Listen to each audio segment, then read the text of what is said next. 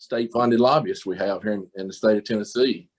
If you're not aware of it, your tax dollars go to fund lobbyists that work against our bills, and it gets a little aggravating at times.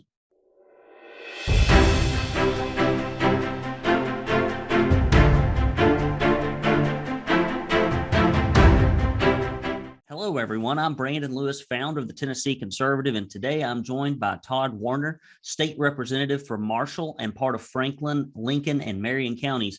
Todd is a small business owner in the construction and farming industries. He is a member of the Education Instruction Committee and Subcommittee, Government Operations, and the Naming and Designating Committee. He is also on the Joint Commerce, Labor, Transportation, and Agriculture Committee previously. Todd served as Marshall County School Board member and alderman for the town of Chapel Hill. He is married to his wife, Cindy, and they have 3 children. Todd, welcome to the program. Glad to have you. Good morning, Brandon. I'm glad to be here. Awesome. So tell us a little bit more about your background and why you decided to run for office. Obviously, you've gotten almost through your freshman year in the General Assembly. So tell us a little bit about what prompted you to do it and a little bit about your background, maybe that I've not shared. Okay, yeah, I grew up in a small town, which was small. It's growing now. Southern Middle Tennessee, Chapel Hill. Attended Forest High School there, graduated there. I grew up on a dairy farm, milking about 150 head of Holstein cows every morning. So Dad made sure that we were up before school working, and we had something to do when we came in from school. No in-town stuff or on the streets. We were on the farm. I've been married to my wife for Cindy for 31 years. I have 3 children, and my oldest, Patrick, he works in the construction industry with me. We also still currently farm about 800 to 1,000 acres of corn and soybeans that we row crop each year. And that's more of a hobby, heritage type thing. I have a small construction company doing site work and utility work, and that's where I make a living from. Very good. Well, I understand what it's like to work on a dairy farm. I've worked for a large animal vet, 7th through 12th grade. And since dairy cows typically tend to be kind of small, and since I was kind of small versus my Dr. Garrett, who was 6'5" and a scout sniper Marine, whose arms were about this big, guess who got to do all the business end work on the dairy cows? Little old 5'6" Brandon Lewis. So I've seen a lot of the business end of a dairy cow, so we could share some stories about that. So This was your first full term in Nashville as a freshman representative. Tell us how you thought it would be versus how it actually was. What were your biggest surprises, both negative and positive, up there? Maybe some things that your typical primary voter wouldn't realize or know. Well, it's been on the positive end. When I got down here, everyone made me feel welcome. The support from the leadership and the caucus members that's been here a while, they reached out and made all the new members feel welcome, led us in the right direction. Took a little while to figure out how bills are filed and what committees, how they get assigned, that type of stuff. But for the most part, leadership done a real good job with us on that. One of the disappointing things that I've come to find out since being down here, or figuring out since being down here, I think we're going to talk a little bit about it, is the state-funded lobbyists we have here in the state of Tennessee. If you're not aware of it, your tax dollars go to fund lobbyists that work against our bills, and it's I don't know, they've shot a couple of my bills down this time, and it gets a little aggravating at times. Each department, I didn't realize it until I got down here, but each department, whether it be the Department of Health, Department of Transportation, Department of Safety, Department of Corrections, every state department has what we call liaisons down here. And what they do is they're the go-between between us and the administration, being the governor's office. And if they like our ideas, fine. But if we have a bill that they don't like, they work just like a lobbyist down here. They'll kill our bill. They'll testify against us in committee. They'll go to other members' offices just like a lobbyist and work against us. And that's been kind of disappointing to me. That's one thing I've kind of had a hard time with. Well, we talked to Janice Bowling last week, who's the deputy lieutenant governor, and she had almost the exact same thing to say. And there were a few anti-lobbying bills. It's one thing if if you do it, and I think that we recently reported that lobbyists and lobbying firms spend about $500,000 in lobbying related expenditures per member. That's $500,000 per member. So it must be getting something done up there. And often I think it's not to the benefit of constituents, but this is not private corporate left-leaning money. This is, for the most part, giving our state, these are conservative taxpayer dollars, probably about 75%.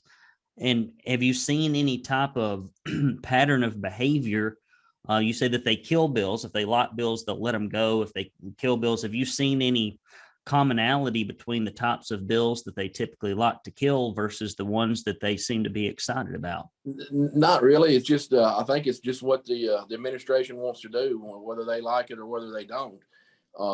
There's a YouTube video out there, and that Senator Kerry Roberts, he spoke out a little bit about this in committee, and I highly recommend you go watch that video. He done a great job of kind of explaining how, kind of getting on to him a little bit, and maybe showing his disagreement with the state funded lobbyist or the liaison. But you can watch that video, and he does a really good job of explaining it. But I'd say, as far as the bills that they kill, it's just anything. It can be something simple, or it can be something to deal with healthcare or TennCare, or just, there's numerous bills that they kill. Well, I know that there was a letter sent from one of the committees regarding whether or not it was constitutional from a separations of power standpoint to have people that are supposed to be liaisons for the legislative branch to be lobbying with taxpayer dollars in the administrative branch, rather to be lobbying in the legislative branch. And I believe that several members of the House signed on to a letter to the Attorney General asking if that was even constitutional. We've reached out to that office. We've not heard anything. Typically, they say it takes a couple of months to get that legal opinion back, but I'm hoping that we get some information on there. And I know that there were a couple of bills that were presented that could not even get Republican support to be heard in committees, couldn't even get a second, which the committee chair could easily give. I've had a couple of those bills. That's not a good feeling when you get there in committee and you don't have your motion and your second to even get a bill heard. Yeah. So what are a couple of bills that were dealing with lobbying that could not even get a second? And why would you would think conservatives or Republicans, and they're not the same, you would think that Republicans would at least want something like this heard, because lobbying has been one of the biggest issues, that and PAC money, what I call PAC welfare. It makes a lot of members dependent upon money outside of their district from special interest. And so when push comes to shove, you take 60-70% of your dollars come from special interest. You serve on a committee, and typically it leans toward the special interest group that committee has to deal with. Big conflict of interest. And so what have you found on the legislative? What type of legislation was presented, and what lived and what died? Well, the one I know of is the bill I was carrying. And basically what it done is it said they could still lobby, but they had to report their time and the money that was spent on them over here lobbying to a finance and registry, just like your normal lobbyists would have to do. And I forget which committee that was going in front of, but I could not get a second, a motion or a second, and the chairman had told me that it was a cool wind blowing, as they like to say up here, and that means your bill is going nowhere. It's going to be shot down. Well, and Esther Helton is my state rep, and she could have given it was her committee, and she could have given a second and failed to do so, which is amazing to me that somebody that runs as a Republican would want less transparency in government, less, not more, which should have at least had a hearing, in my opinion, but you never know how these things happen. Talk about the gun bill you and I discussed earlier today regarding the legal carry age in Tennessee. What's that about? Well, it's going back and changing some language. I think in the governor's original bill that maybe Leader Lamberth carried last year, the constitutional carry bill. It's in that bill, and myself and Bruce Griffey tried to amend this bill last year on the House floor. And I'm a firm believer, Brandon, if you can be drafted in this country and you can go fight overseas and die for this country, you should be able to take care of your family at home. You should be able to, if you want to carry a firearm out and you're a young couple and you want to, protect yourself out, you should be able to do that at the age of 18. If you can be drafted and you can go die for this country, you should be able to carry a firearm here at home legally.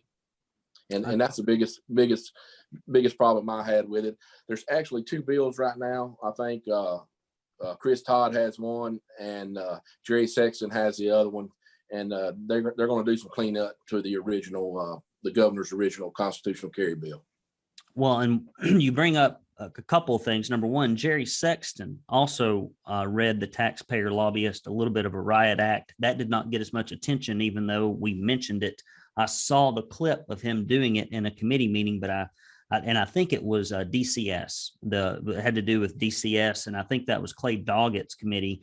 And maybe if I reached out to Clay, he could remind me of when that happened. But he did the exact same thing, but his did not get reported as widely as what happened in the Senate. So this almost the exact same thing happened about that. And it was having to do with false reporting to DCS. And and they were coming up there, Department of Children's Services, to basically try to take more parents' rights away, subject them to more oversight, things of that nature. And I agree with you on the Second Amendment issue. I mean, people sometimes, especially in rural America and in rural Tennessee, sometimes people get started with their families very early. Right. And to me, that's a no-brainer. I mean, how can we ask a guy to sign up and go fight for this country and go over there and die at the age of 18, but you won't let me protect my family here at home? I mean, to me, that's a no-brainer.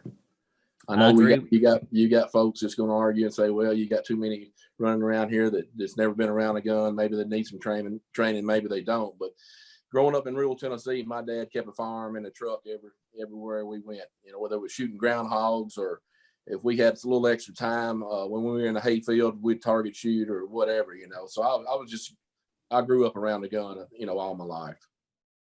If you've listened this far, you're one of the true blue Republicans that care about what's going on in our state. So let me tell you, we are the only organization in the state of Tennessee that's doing this kind of reporting so that you actually know who's conservative and who isn't.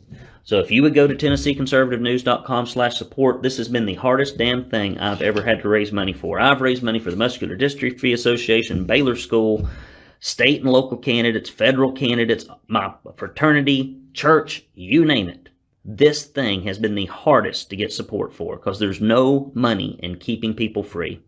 And there's a lot of money in taking people's rights away. So if you go to TennesseeConservativeNews.com/support, if you give $50 or more or a $10 plus recurring donation, we will send you this Don't California My Tennessee tumbler. If you put the convictions and the courage of the majority of these people on these committees up in Nashville in here, which would amount to about this much conviction and courage only when it's politically expedient. And if you put it in here and you shook it up, it would swell all the way to the brim and perhaps even overflow out of this because it has magical properties. We'll also send you a Don't California My Tennessee bumper sticker along with a Proud Tennessee Conservative bumper sticker, and you will get my heartfelt appreciation plus this directory of your state and local, your state elected representatives in the House and the Senate. And I hope that thing changes. I hope that thing really changes a lot between now and the election, because we need some conservative legislators up there to quit lying on the campaign trail and to start doing things in committee. So please do go to TennesseeConservativeNews.com/support and hit that support button. You'd be one of about 3 people to do it. Moving right along. We'll talk about anything else that's going on up there or anything that's going on in Tennessee. That you think that, especially, we have a very large audience of conservatives, and they're almost all exclusively Republican primary voters. We do have some independents that lean very conservative. Can you talk a little bit about other things that are going on that maybe people would be unaware of, or that you think folks should just know about as we close out the program? I guess as far as the bills that we have left, we got the 2 gun bills, I think, that are I say high priority, but people are talking, and we got the new education funding program that we're working on right now. We're probably going to vote on in a couple of weeks. It seems to be getting a lot of attention. Well, I hope so. Governor Lee, one of his big things was school choice, and that was in his 10 for 10 campaign promises, school choice. And buddy, I live in a metropolitan area where the schools are so rough. I can't send my daughters. I have zero school choice. A lot of Tennesseans are stuck in that situation. And I believe if we had some real school choice and some vouchers, even rural Tennessee, I think churches would open up little Christian schools. I think we could, we just continue to pour thousands and thousands of dollars per pupil into these education systems. And man, our reading scores and math scores are in the toilet. And meanwhile, they're teaching them all kinds of stuff that we wish they weren't. I hope this funding formula does something, but I'm afraid that many of these students, if they're stuck in failing schools, you can shuffle the money around and put it, in a, million-page document, but I don't know that helps Susie, who's in 7th grade reading at a 2nd grade level. I don't know how that changes much of that. I hope it changes some of it. If you were to talk about one thing in that funding formula that should get conservatives excited, or that would make, again, if you just take it down to the kid level, this kid that is struggling academically and maybe is in a school that's full of violence, or half their class are kids that speak English as a second language, and the teachers all overwhelmed with those folks in the room, which is what happens in a lot of urban areas in Tennessee, like where I live. Is there, what is it in there that we should get excited about, or how do you think it will change things? Well, I think the thing I'm excited about, and it's student based, and we're going to be able to track those dollars, and they're supposed to follow the student, and it's going to be audited by the comptroller's office. And at the end of the day, there's weights and measurements in this new funding formula, and at the end of the day, we're going to be able to track where each dollar went. We're supposed to be able to track where each dollar went, and it's supposed to go to that student. Now, students are evaluated different based on whether they're in a sparse district, whether they're economically disadvantaged. There's different weights and measurements, and students get money based on those measurements. And there's a lot more to it that I'm still learning about, but it's going to be a lot better than the BEP formula. I think here in Tennessee, I think we rank maybe 34th, 35th, somewhere in the nation in education. We as legislators up here know that that's a problem, that's not acceptable. We got to do a better job.